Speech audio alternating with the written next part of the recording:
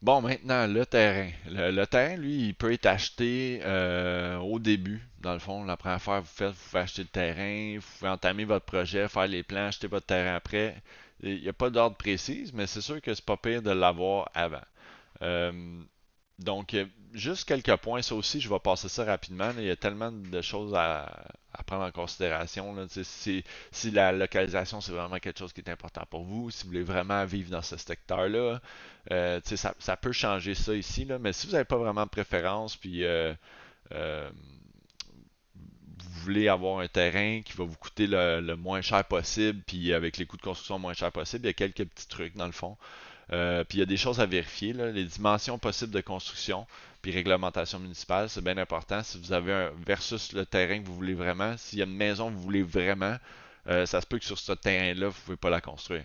Fait que c'est important de checker si c'est possible de faire votre construction dessus, puis la réglementation municipale. Vérifier les titres de propriété avec un notaire ou un avocat.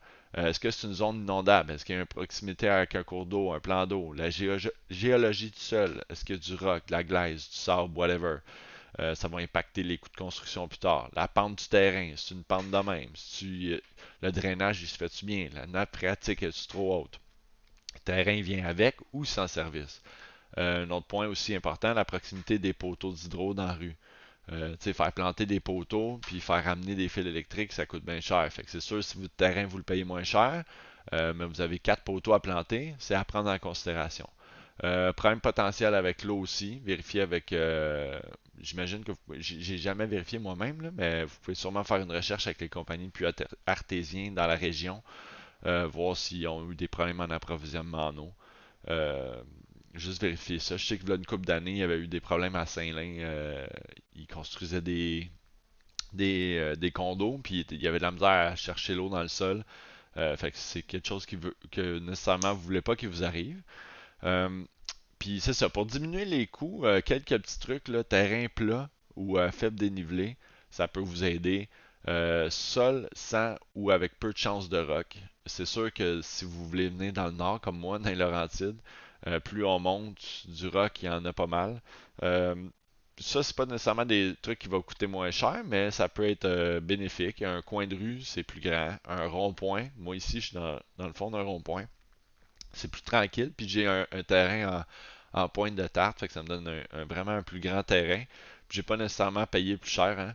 Fait que ça c'est un petit conseil. Sinon, sans construction possible à l'arrière, comme moi ici, ça aussi c'est un autre point positif. Quand c'est le temps de revendre, hein, ça va pas augmenter nécessairement la valeur de votre projet, votre terrain, mais c'est plus facile, c'est plus alléchant à revendre ou si vous voulez vous-même avoir la paix.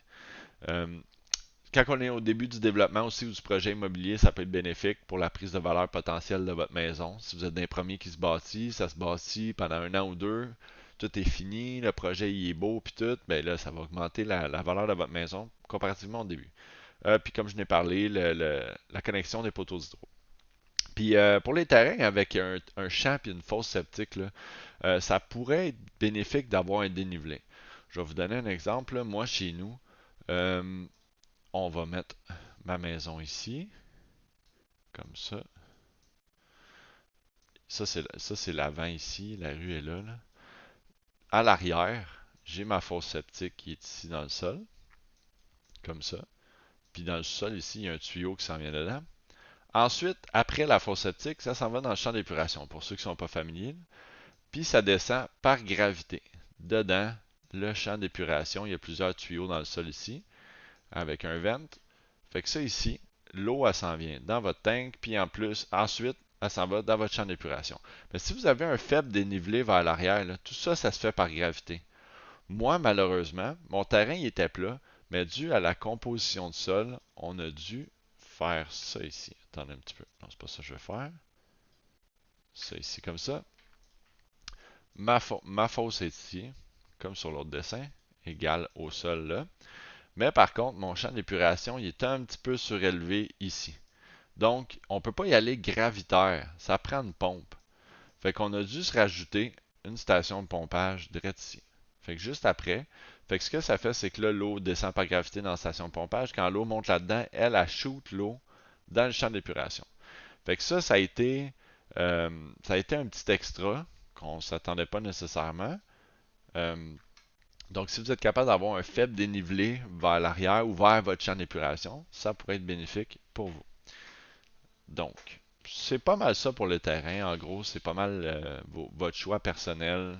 En autant que votre maison elle rentre dessus, puis que vous avez vérifié les règlements municipaux, que vous êtes en mesure de faire le projet que vous voulez faire dessus. C'est ce qui est important. Fait qu'ensuite, on va passer au plan de vie et permis.